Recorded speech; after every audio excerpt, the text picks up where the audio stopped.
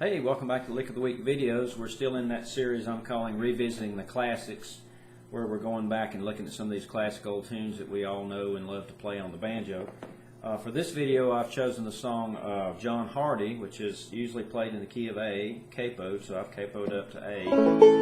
And it's one of those classic tunes that are played a lot in jams, and a lot of bands play these on stage. So I'm just going to start off like I do with the videos, playing the standard version, and then we'll break it down and I'll throw out some new ideas. So let me give you a close-up of the fingerboard.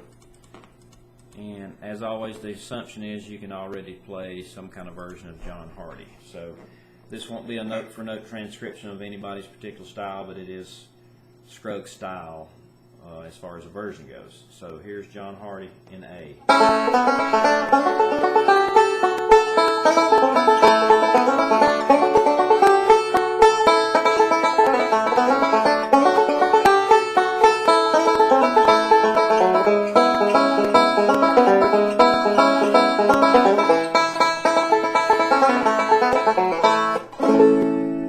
So there we have the standard model in Scruggs style of John Hardy, and let's break down the chords, as I always like to do in the videos, to see what the rhythm structure of the song is.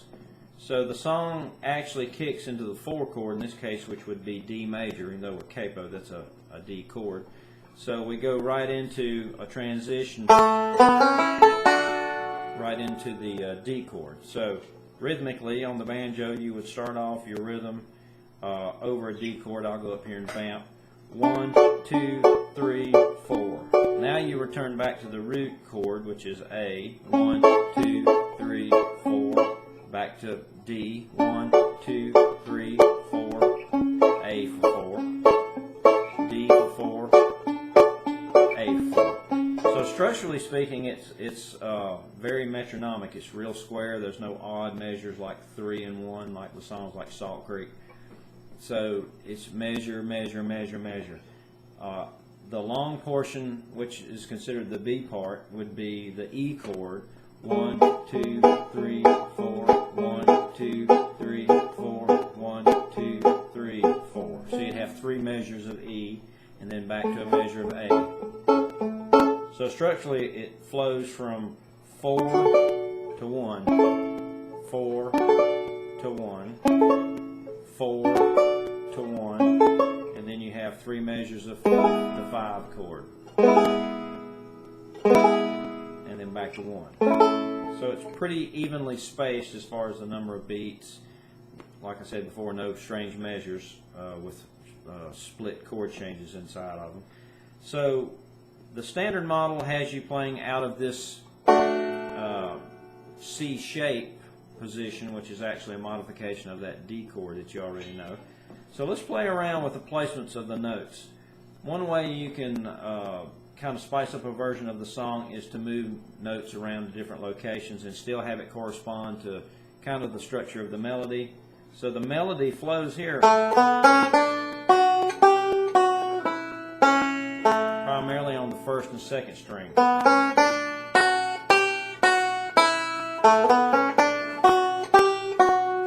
So we could move those notes to different locations.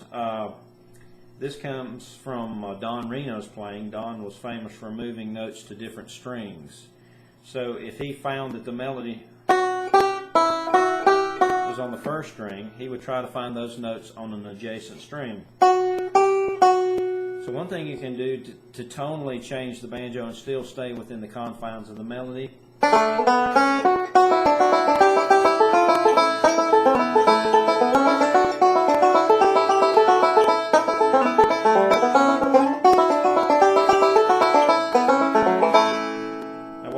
is, determine some roll patterns that I can play that will allow me to move.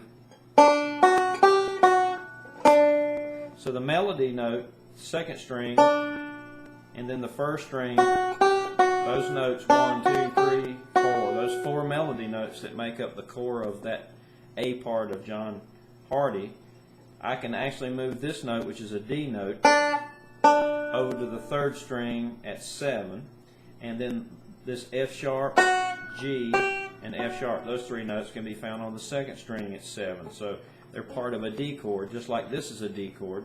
This is a bar D.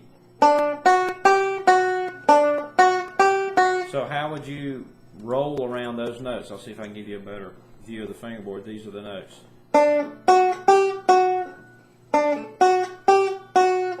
So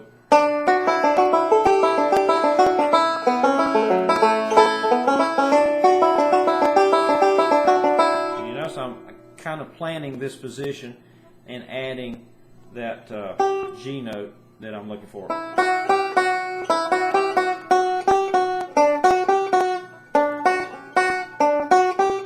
So play around with that position and you're going to get kind of that Don Reno sound. You can move up closer to the Y position away from the bridge. And just try the whole pattern that you come up with that develops those notes in the syncopated pattern that you come up with so you can hear the melody in that. Another thing I like to do is kind of play like almost a harmony of the melody. So instead of playing the actual melody like this, I would play a harmony. And what I like to do with those harmony notes is wrap other chord tones around it. So what I'm going to do is substitute the single note melody with rolls added. Instead of doing it that way, I'm going to play a harmony above that.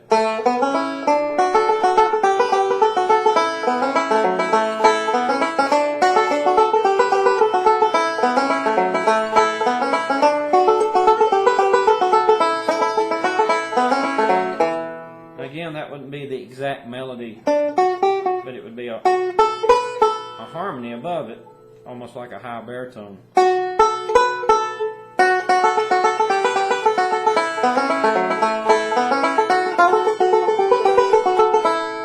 And sometimes what I'll do, instead of returning back to the lower octave notes, I'd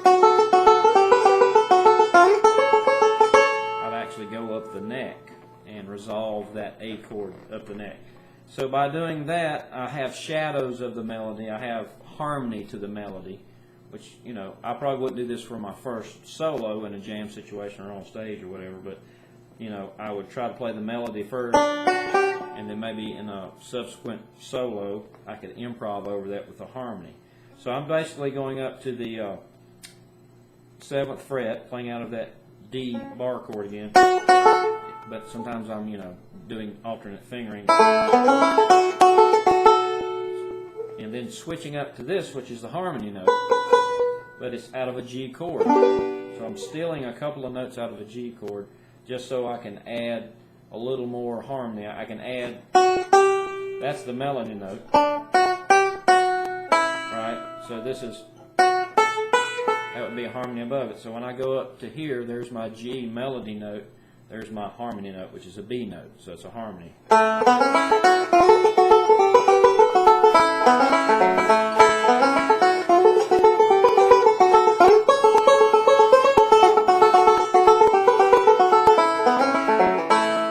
So those are some ideas for spicing up or changing the arrangement of the melody, maybe wrapping some harmony notes around the melody for the A section. Now, the B part comes up. This is an area that tends to give players a lot of trouble because they run out of ideas for this E chord. And again, you're playing out of a D position, so you can take D position licks that you would play down here and transpose them up. But the typical approach in the standard model was using that thumb pinch kind of pattern. Thumb pinch, thumb pinch, thumb pinch, thumb pinch, which is great. Another thing you can do over this position besides that pinch pattern is to do an Alan Shelton roll pattern.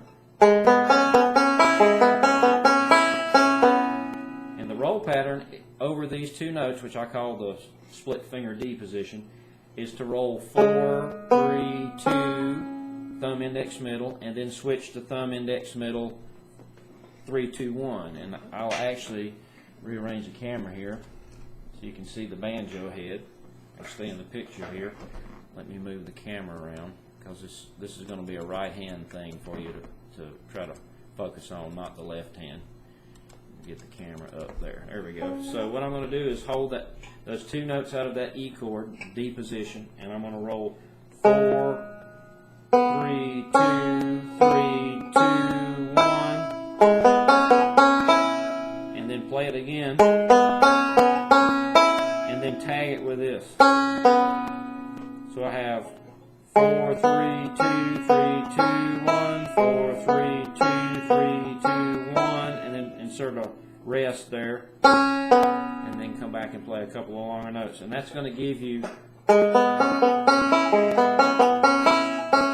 one pattern that will cover 1 and 2 and 3 and 4. It's hard to count and play, but it's going to give you a measure. Then you play it again. And then the third time would be your third measure.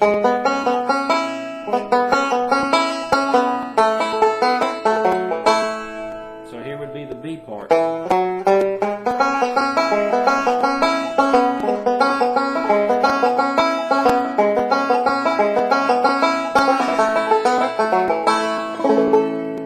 Now another thing you can do with the B part, all those measures of E, and let me move the camera back.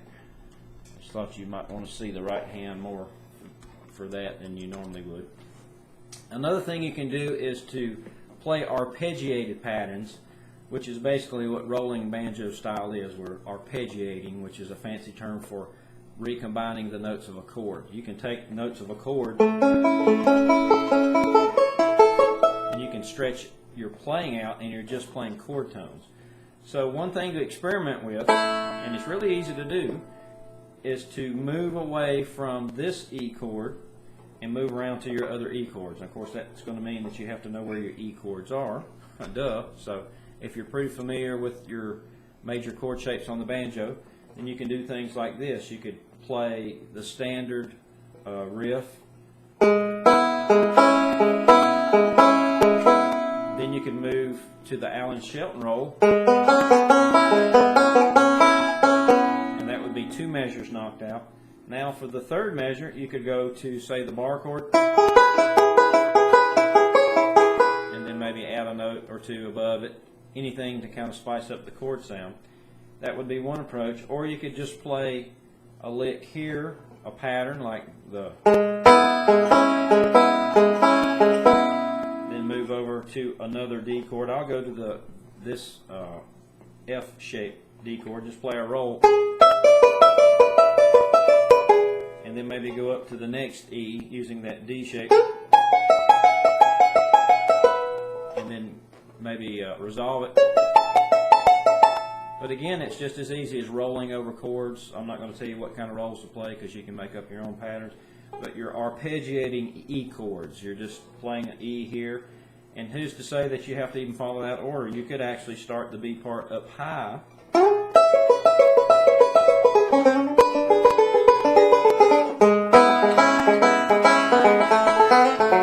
And work your way down. So that's a pretty cool improvisational tool, is to not play the chords in the order that people expect to hear those chords. Like they expect you to stay low before you go high. You could actually start the B part up the neck with various E chords, develop your own rolls. The only thing that I changed in this E was it's a bar chord. I played a Reno 7th where you drop the root note of the chord back. So out of this bar E at 9, I would move the 3rd string back 2 frets, but keep the other 2 notes on the 1st and 2nd string the same.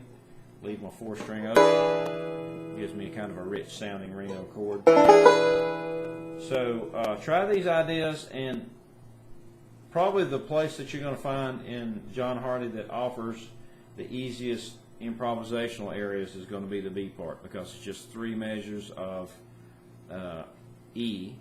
And the melody is really limp there. It's really small and not doing much. So if you wanted to stretch out and not worry about covering the melody so much, the playing over the E chord is probably the place you want to do it, because there's not much melody at all in those measures. It's just all rolling patterns. So just move around and have fun. And maybe the next video we'll do an up the neck break to John Hardy, which is something you don't hear all that often. So be on the lookout for that video. I appreciate you watching. We'll see you next time.